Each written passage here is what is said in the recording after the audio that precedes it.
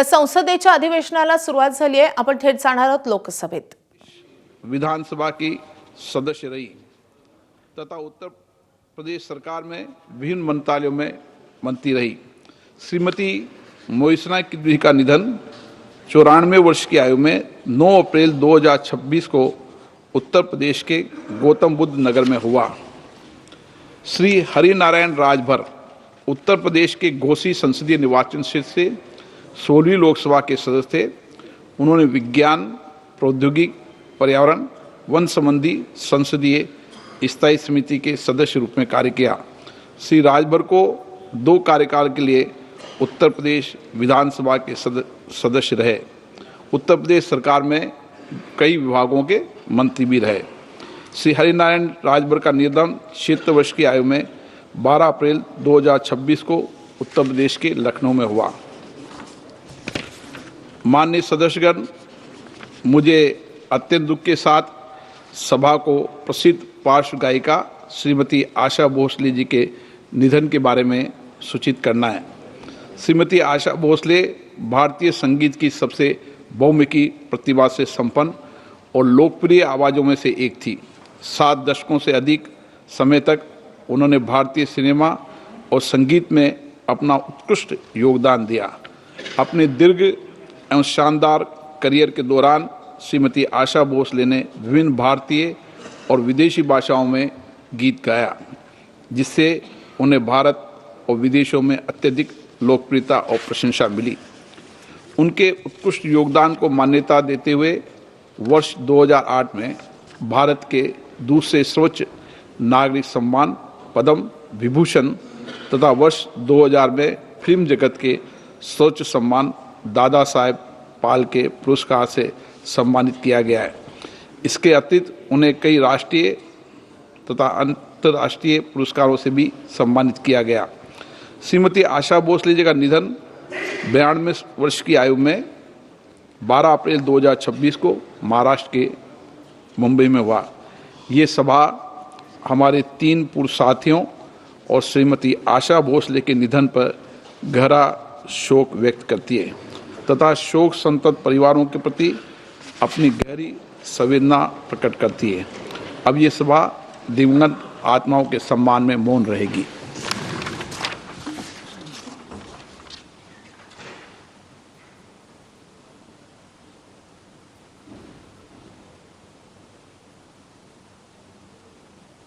ओम शांति।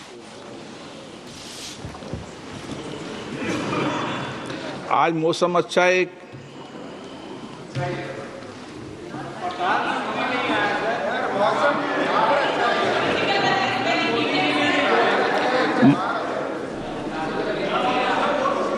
बोलना है। माननीय सदस्य, मैं इस प्रतिष्ठित सदन में भारत की वैज्ञानिक प्रगति और टेक्नोलॉजी में आत्मनिर्भरता की यात्रा में प्राप्त एक महत्वपूर्ण उपलब्धि के बारे में उल्लेख करना चाहता हूं। दिनांक 6 अप्रैल 2026 को भारत ने तमिलनाडु के कलपक्कम में एक महत्वपूर्ण वैज्ञानिक उपलब्धि हासिल की। हमारे 500 megawatt prototype fast breeder reactor ने प्रथम किटी कैलेटी को सफलतापूर्ण प्राप्त कर लिया है। ये इस बात का प्रतीक है कि रिएक्टर में नियंत्रित और सतत न्यूक्लियर चेन रिएक्शन की शुरुआत हो गई है। माननीय सदस्यगण, ये केवल एक तकनीकी उपलब्धि नहीं बल्कि एक महान राष्ट्रीय उपलब्धि भी है। 2 दशकों से अधिक की निर्माण अवधि में ये हमारे हजारों वैज्ञानिकों, इंजीनियरों, उद्योगों और परमाणु ऊर्जा विभाग की कई यूनिट के निरंतर प्रयासों का सफल परिणाम है।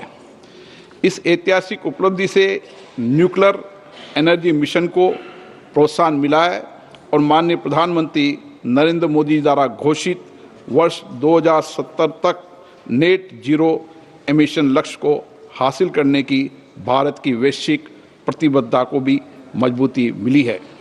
मार्च 2024 में माननीय प्रधानमंत्री जी PFBR के कोल्ड लोडिंग कार्यक्रम में भी शामिल हुए थे।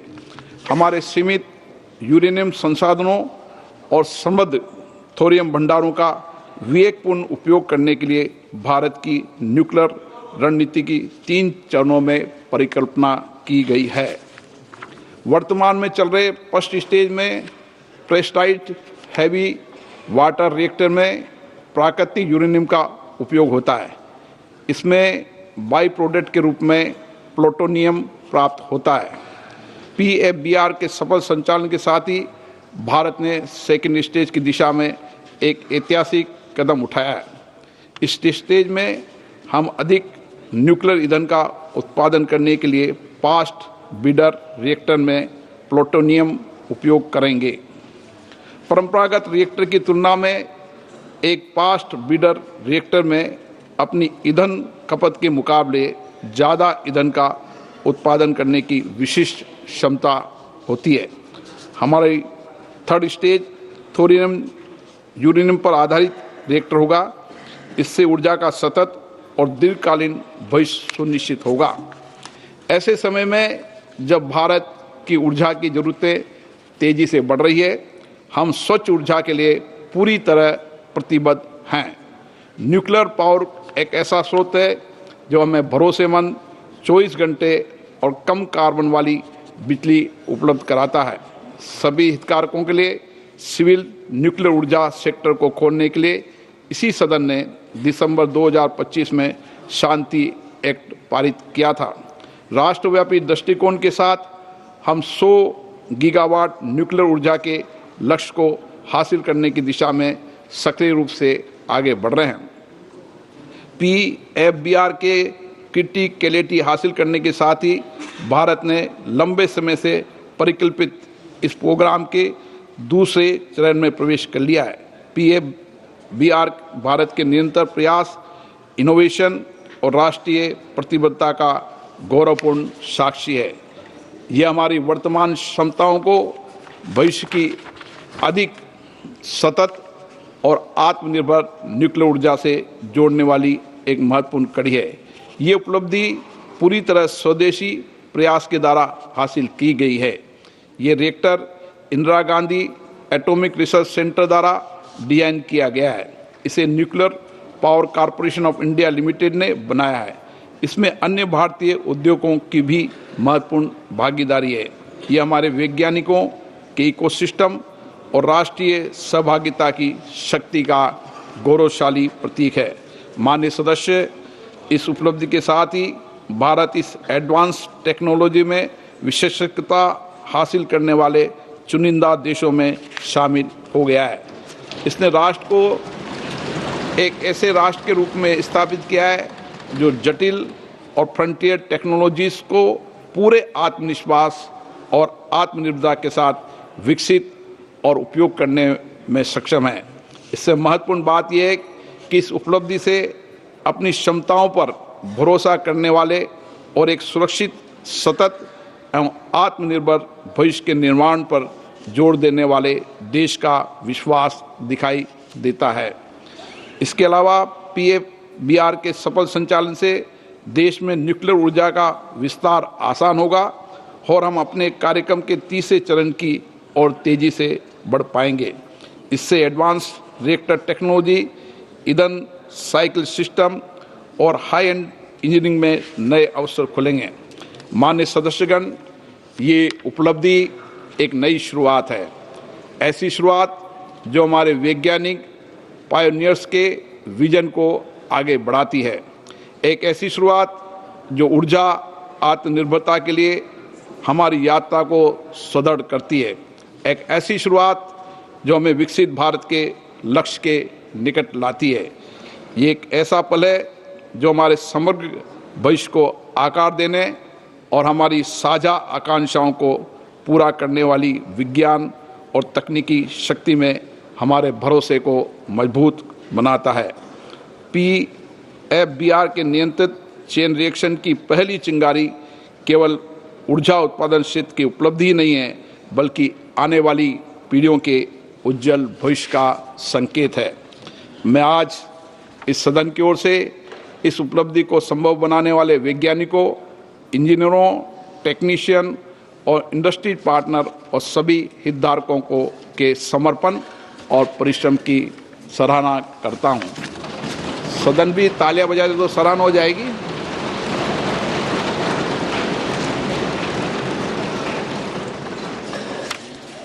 सभा पटल पर रखे जाने वाले पत्र। Item number 2, Arjun Ram Meghwal. Honorable Speaker, sir, with your kind permission, on behalf of my colleague Sri Jitin Prasad, I rise to lay on the table of the House papers pertaining to the Ministry of Commerce and Industry mentioned against his name at serial number 2 as per today's revised list of the business. Thank you, sir. Item number 3, Shri BL Verma. अध्यक्ष महोदय, आपकी अनुमति से आज लोकसभा की कार्यसूची के क्रम संख्या 3 पर अपने साथी राज्य मंत्री श्री पंकज चौधरी जी के नाम के सम्मुख अंकित प्रपत्र सभा पटल पर रखता हूं। Item number 5, Shri Arjun Ram Meghwal. Honorable Speaker, sir, with your kind permission, on behalf of my colleague Srimati Rekha Nikhil Khadse, I rise to lay on the table of the House papers pertaining to the Ministry of Youth Affairs and Sports mentioned against her name at serial number 5 as per today's revised list of the business. Thank you, sir. Item number 6, Shri PP Chaudhary.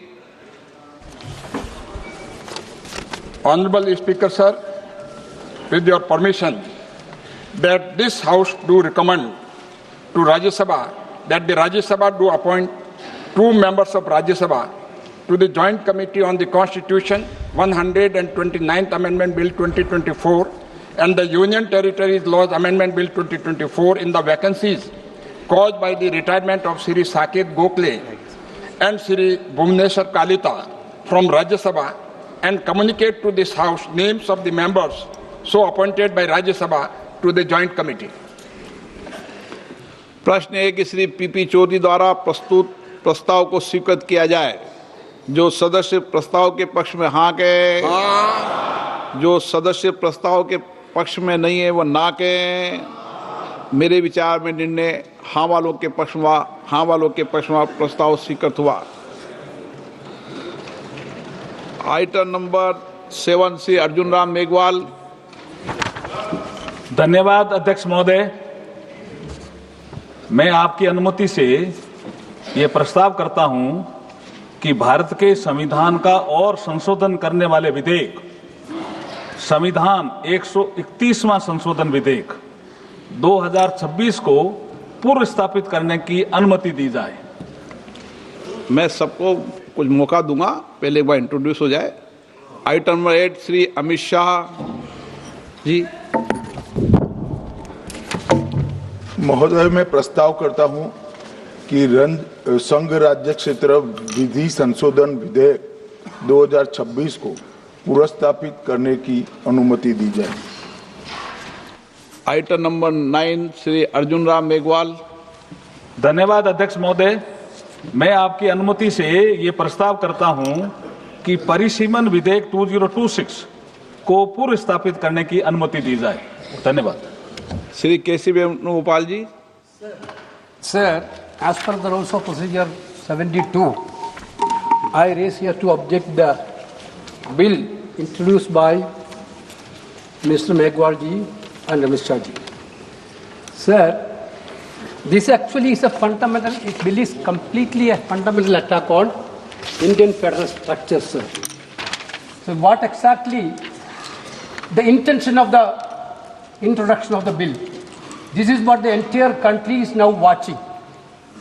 Last 2023, Lok Sabha and Rajya Sabha, the Parliament passed a bill ensuring 33% women reservation in the Parliament and Vidhan Sabha.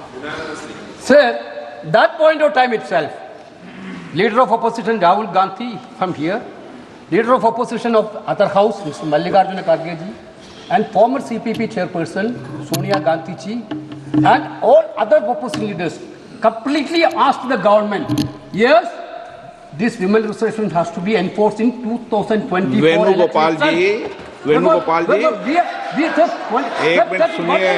1 minute, sir. 1 minute, sir. 1 minute, sir. एक minute Venugopal जी, मैं please आपको एक minute मैं दे रहा हूं।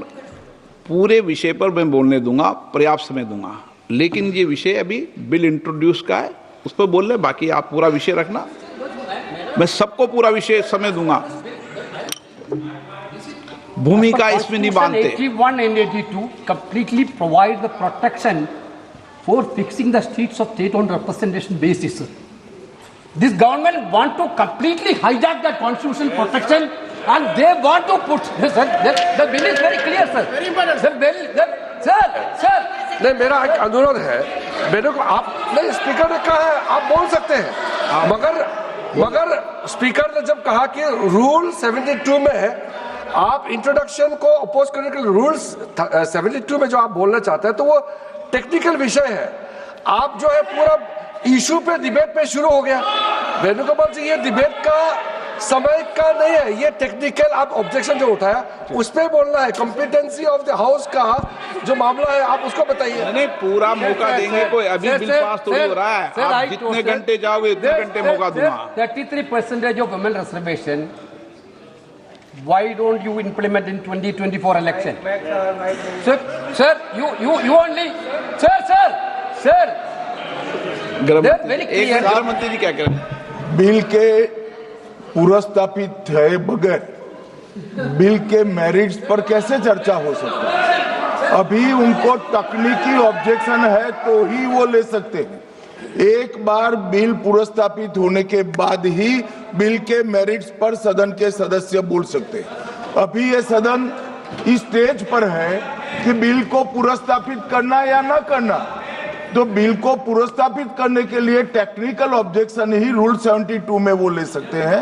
उनको भाषण करने का पर्याप्त मौका मिलेगा और आप बड़े दयालु हो, ज्यादा मौका देना उनको, हमें कोई, और हम भी कस कर जवाब देंगे, हमें कोई तकलीफ नहीं है।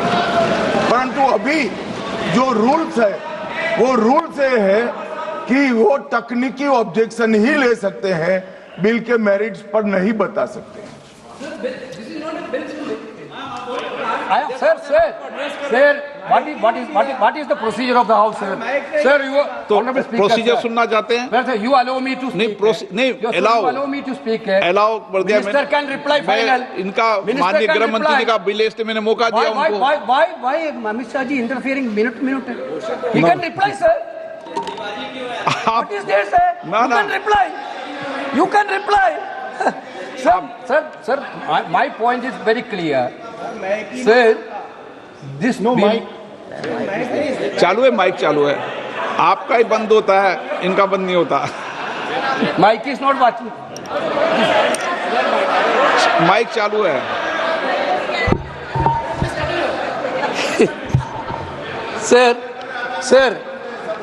Sir, therefore, we insisted that women reservation should be implemented in 2024. You brought a bill that women reservation will be implemented after the census and census after delimitation. This is by the government only, not from opposition. Now you are telling delimitation census is not possible before 2029. Therefore, you have a better example in Assam. You have a better example in Jammu Kashmir. How you completely done the delimitation exercise? Every entire country know that. You want to centralize that delimitation now national. Sir, my point is that, sir, this is against sir, you are. When Indira Gandhi ji was the Prime Minister, the protection of the state has been given by the Constitution 25 years. Sir, Atal Bihari Vajpayee ji also in 2001. Atal Bihari Vajpayee also extended that protection. Now you want to take away the protection given by Indira ji and Atal Bihari Vajpayee. Your intention is very clear, sir. Your intention is to hijack Indian democracy. You know about the Indian people mindset. You are scared of 2029 election. You want an escape route to cover up that 2029. That's why you bring the anti-constitutional bill. Therefore, I think the minister has to withdraw this bill, sir. This is the minister has to withdraw the bill. मैं पहले ही सदन को बता दूं कि इस bill पर व्यापक चर्चा होगी, इसलिए आप अपने विषय को जब व्यापक चर्चा हो जब बोलें, और पर्याप्त समय आपको दूंगा, कोई समय की कमी नहीं रहेगी। अभी नियम प्रक्रियाओं से सदन चले, 72 में ही आप ऑब्जेक्शन करें, ये मेरा आग्रह है आपसे। धर्मेंद्र यादव जी, आपको देंगे। धन्यवाद अध्यक्ष जी। पहले सबसे पहले नोटिस आपका। मैं अपनी पार्टी और अपने नेता आदरणीय अखिलेश जी की ओर से ये जो तीनों ही के तीनों बिल आए हैं, संविधान संशोधन बिल, परसीमन बिल, संघराज्य बिल, तीनों ही बिलों का पुरजोर विरोध करता हूं सभापति जी, और संवैधानिक आधार पर करता हूं। देश के संविधान में हम संसद को पावर इस बात की दी गई है कि संविधान की सुरक्षा करें, सुरक्षा करें, लेकिन सभापति जी आज एक ऐसे बिल आए हैं कि हम लोग संविधान को ही तोड़ना, मरोड़ना, फोड़ना चाह रहे हैं, और इसका हम समाजवादी पार्टी के लोग पुरजोर विरोध करते हैं। सभापति जी, विरोध के आधार हैं सभापति जी, जिस तरह से डिलिमिटेशन को जनगणना से पृथक किया जा रहा है, ये मैं समझता हूं संविधान की भावनाओं के पूरी की तरह से विरोध में है। जिस तरह से महिला बिल के नाम पर महिला बिल की चाशनी, अध्यक्ष जी एक मिनट तो देना पड़ेगा अध्यक्ष जी, नहीं देंगे, दीजिए। ऐसे नहीं महिला बिल की चाशनी के नाम पर जो हाल कश्मीर का हुआ है, आसाम का हुआ है, वही हाल पूरे देश के करने का जो प्रयास है, हम संपूर्ण विपक्ष की ओर से इसका हम पुरजोर विरोध करेंगे। सभापति जी एक आधी बात और, इस बिल के अंदर जब तक पिछड़े वर्ग की महिलाएं, जब तक मुसलमान भाइयों की महिलाएं